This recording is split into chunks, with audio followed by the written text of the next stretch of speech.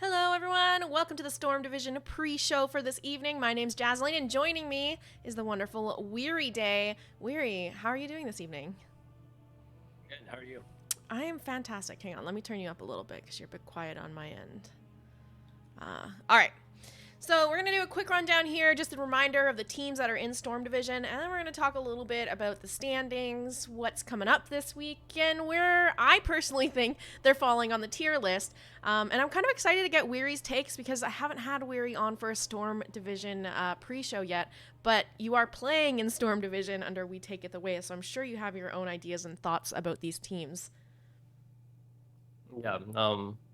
It's a little bit weird because I'm in this division, but it's I'll try my best to not be super biased or anything like that. No. You can be as biased as you want. I want to hear the spicy takes. Let's cover the teams in the division just to give you guys a quick reminder here. We have Anti-Clown Association, also known as Diamond Hands, basically.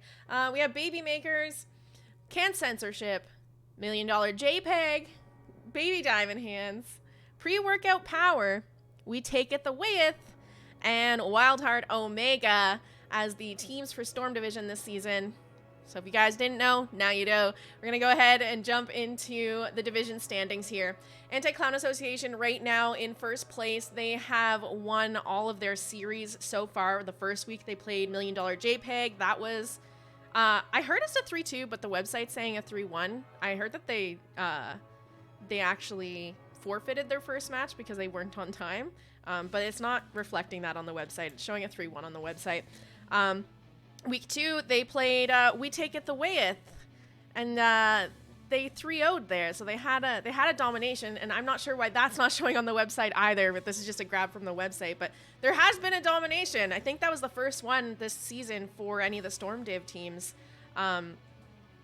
But so far, looking like a pretty strong team, and not really surprised about that either. This is essentially Diamond Hands roster here.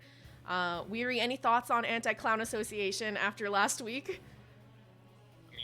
You know, they've been playing together for quite a while now, right? And they clearly have like narrowed down the way they want to play, and they do. I'm sure they're a little bit more motivated against us compared to another team. So and for us, we didn't have Drum last week, so dealing with a little bit of role swaps, and we haven't scrimmed like recently either, so a little bit more rusty. Yeah, we kind of touched on that a little bit in the last show. Is the fact that their whole roster of Diamond Hands, they are sticking to their main roles. They're not kind of role swapping around and having fun with it. And We Take It the Wayeth, although it's a lot of Wild Hearts roster, not everyone's playing their main role. You don't have Tremor there tanking. Mason was tanking. So it was, although some of the same players, a completely different look from you guys, if that makes sense.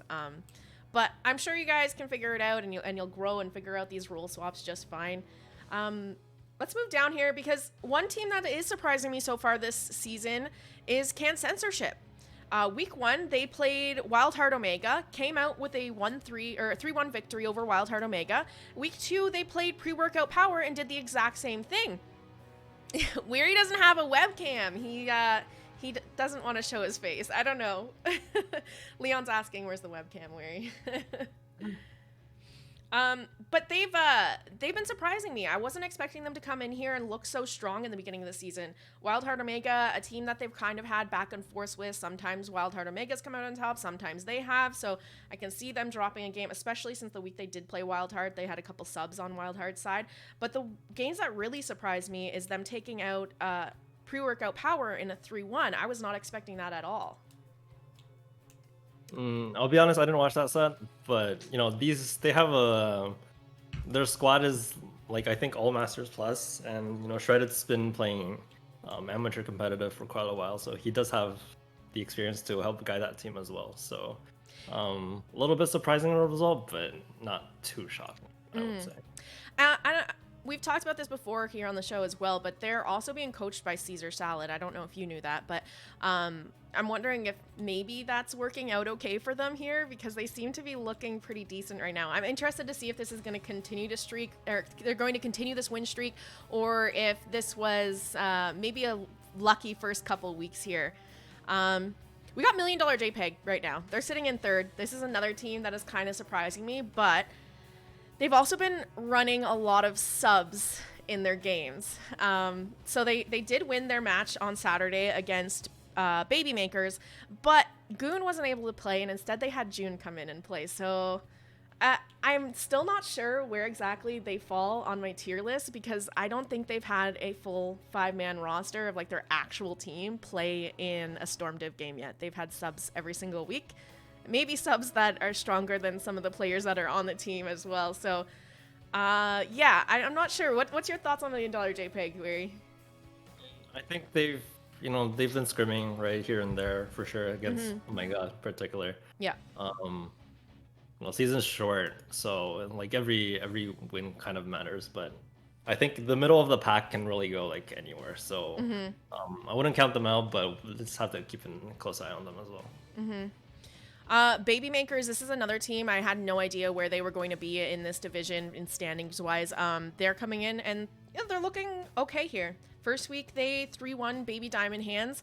Can't say I was too surprised there. Baby Diamond Hands, one of the teams that qualified based on points, but you do have to keep in mind Baby Makers is the team that qualified based on winning Heroic Division, so it's hard to tell whether a team winning Heroic Division is going to be able to compare to teams that are qualifying for Storm Div necessarily, but so far they seem to be doing pretty decent. They did lose their match on Saturday to $1 Million JPEG, like we were just said, but there was some subs there. Slug, I agree, Goon sucks. That's not what I'm saying. I'm saying they maybe brought in like a little bit of a ringer for their game on Saturday, but they still did pretty decent. They 3-2'd there, so they picked up a couple maps, and I think this is a team that I'm interested to see how they grow as the season goes on, because I know they didn't do the most amount of prep going into the season. They weren't playing in things like Heroes Rise Contender Series, so they're probably just starting to kind of find their stride here in Storm Div now that we're a couple of weeks in. They've been scrimming a little bit more. This is a team that I'm interested in, want to keep an eye on. Of course, we have We Take It the Wayeth. We talked about We Take It the Wayeth a little bit already. Is there anything you want to add, Weary, about your team? I think for us, the main thing is we don't really have like a set 5-man. We kind of ran the same squad the first sets, but it's more or less just whether Trump wants to play or not, So we're kind of just winging it week from week. Sometimes you might see us pull some strange drafts or swap roles randomly just for fun. We're not taking it super seriously, like at least the regular season. We might take it up a notch, but guys just want to have fun, so yeah, I don't want to like mull too much either. I would say arguably you probably got the more difficult teams out of the way already. You've played Anti-Clown Association, you've played Pre-Workout Power now. Now you can kind of get away with maybe having a little bit more fun into some of these upcoming teams. So yeah, we have Wild Heart Omega. This is a team they have won one series. They did get a win against Baby Diamond Hands, but I was expecting them to perform a little bit better. I was kind of thinking they would win against CCS. At least if they weren't winning, it would be like a Game 5 kind of series instead of a 3-1. I don't want to say I'm disappointed, but I'm a little disappointed, and I hope that they start to kind of pull it together. But I do want to keep in mind that first week Funds wasn't there. He was on a bus to Miami, and Roger was having internet problems, and I think missing those two people for their first week game into CCS was a huge hit to their roster. But as far as I know, last week they had their full roster, and the games went well there, 3-1 into Baby Diamond Hands, which kind of expected. Baby Diamond Hands, they're struggling down there at the bottom. Why don't we go ahead and move on to talking about them a little bit here. So this team, like I said earlier, is one that qualified based on points here. They have been playing in Heroes Rise Contender Series, but I wouldn't say they've had the best turnout necessarily. And I'm not too surprised to see them at the bottom of the division standings, but I don't think all hope is lost for them necessarily. I know that they have, the whole point of Diamond Hands and what I've heard from their coach is like they're just trying to get a team together, a group of players that are good enough and enjoy each other's company basically and enjoy playing with each other to grow as a group. It's not necessarily about being the best of the best. It's about having the right team environment for them. Yeah. I do think they have a little bit more work cut out for them, but the teams like 4-7, 4-8 can more or less Hmm. like be any arrangement. Yeah. Oh, for sure. For sure. That's why it gets so hard to make the tier list when I do this at the end of this, because it really, and especially only 2 weeks in, it really could go anywhere from here. We'll go ahead and let's talk about this week's upcoming matches and our predictions for what will happen. Weary might have different predictions for me, so if it's showing on screen, this is my opinion, not his. But we have Pre-Workout Power versus Anti-Clown Association. We're going to break this match down a little bit more in a moment here, because there's some interesting things going on over on Pre-Workout Power. I don't want to spoil it quite yet. We'll get there when we get there, but I still think even with the changes that have happened to their roster, Anti-Clown Association is going to come out on top here. They're just looking solid. They have no like swaps on their rosters. They're going to be the team to beat essentially in Storm Div this season. What's your thoughts, Weary? I would agree. I think for today's prediction, I've had some insider info from yesterday, so that might shake up my predictions a little bit. I'll say right here 3-2 ACA, but we'll see how that goes. Okay. We have Baby Makers versus We Taketh Awayeth. This one is one I'm kind of interested in because Baby Maker is sitting out there. I think they're like in 4th or 5th in the division standings. Unavert, it says he thinks Pre-Workout Power will win. I think you're a little biased, maybe. But We Take It Away versus Baby Makers here. I think it's going to go to We Take It Awayeth. I'm sure you probably want to say it's going to We Take It Awayeth as well. But I'm interested to see if your guys' role swaps and rosters are going to kind of finally stabilize and it'll be a little bit easier of a victory for you. What's your thoughts? Have you been prepping for Baby Makers? I still don't know who's playing tomorrow, so we'll see. If everybody wants to play, I'm down to just be on standby. And if nobody else wants to play, I'll just show up and do some random stuff. So, I don't know. Well, I have it going to We Take It the Wayeth. But again, I'm interested to see how this series goes because this is probably the first time you're playing a team that's more in the lower end of the division, mid to lower. In terms of division standings and skill level. But it'll also be interesting to see how Baby Makers performs because so far they've played Baby Diamond Hands, which is arguably one of the weaker teams in the division, and $1 Million JPEG, which is a complete wild card, and I really don't know where they stand in the division with the subs that they've been having lately. So it'll be interesting to see how Baby Makers performs into a more consistent team, I will say. We'll go ahead and look at the next match. We have Wildheart Omega versus $1 Million JPEG.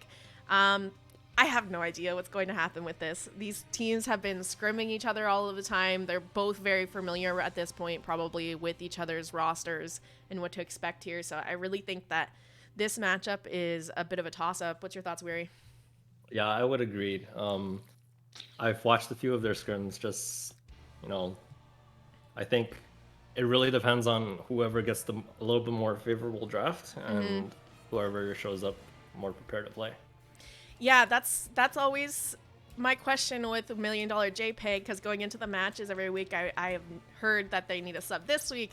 Goon's not playing, and now they need another sub, and I'm like, do they have their actual 5-man roster this week? Is this we're finally gonna see the full 5-man $1 Million JPEG, to be able to play, or are they subbing more people in and getting people that are maybe better than their team to come fill in those spots? I don't know. I've given the last couple wins to Wildheart Omega, but something inside of me is just saying that $1 Million JPEG. Oops. Well, I had it as $1 Million JPEG, and I must change my mind. But I still think I'll give it to Wildheart Omega. But I think $1 Million JPEG could possibly sneak a win in here. It really is a toss-up. Lastly, we have Can't Censorship versus Baby Diamond Hands. Yeah, I think right now Baby Diamond Hands is kind of struggling to pick up games in this division.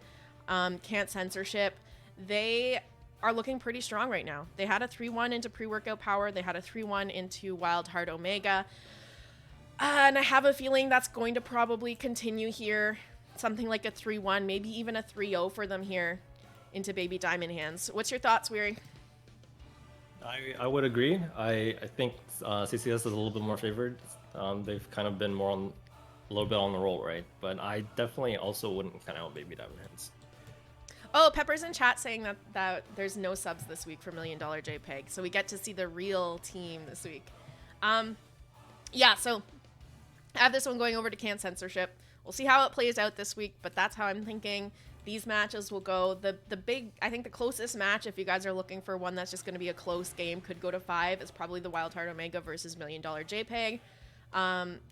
But tonight's match also might be kind of competitive with the roster changes, and we'll kind of get into that in a moment. But first, let's take a look at the tier list for this week.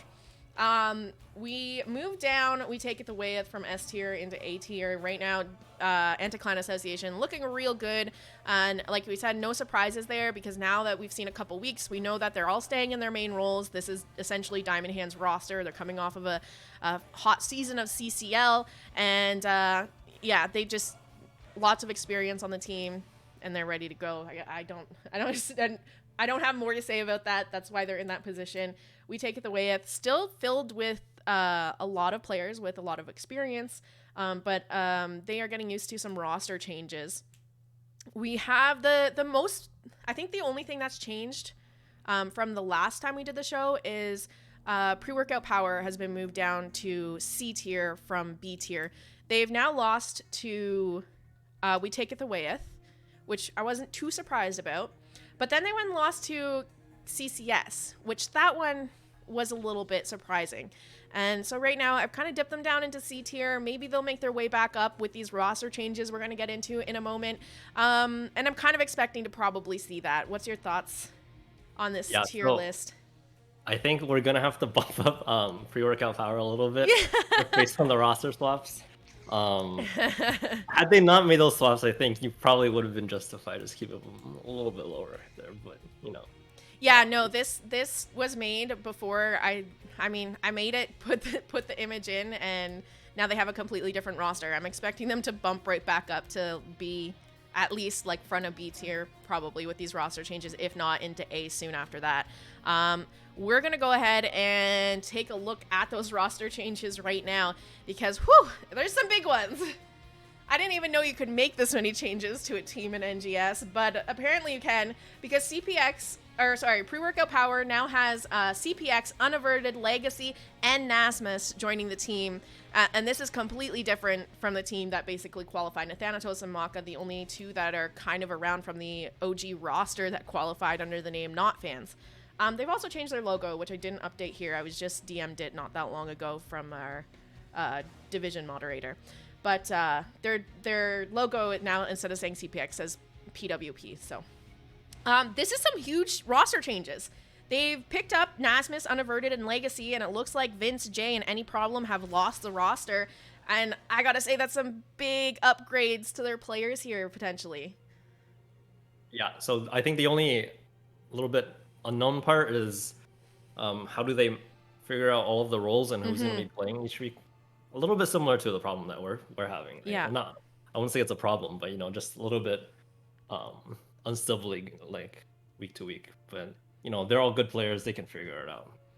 Yeah, I'm kind of interested too to see who ends up tanking, because last week they had Vince, so it was kind of it was obvious who's going to be in that role, but now not so obvious where people are going to fall, who's going to be tanking, who's going to be in that off lane. Healer, maybe we have a little bit better idea based on that list, but what are your thoughts? Who do you think is going to be filling some of those roles? I'd expect probably Legacy or Maka to be healing. Probably Nathan's going to be offlaning. Nasmus been playing a lot of range. Unaver is probably going to be playing main tank, and CPX will be filling the other range slot. So, is this any insider information or pure guesses from you? So I think it's about half-half. A lot of these players have been playing like those roles in Storm League, but CPX also said a lot of these things like publicly as well. So. Okay, cool. And then we'll look at Anti-Clown Association. Not really any surprises there. This is basically Diamond Hands roster. Kelsier, Caesar Salad, Gotfil, Valimar, and Nintori. Plus Dudabides added in there. We've already seen them win both week 1 and 2 series. Last week, they kind of kicked a little bit of we take it the way it's butt, unfortunately. But they're looking pretty good going into this week, and I think this is going to be a pretty competitive match to watch.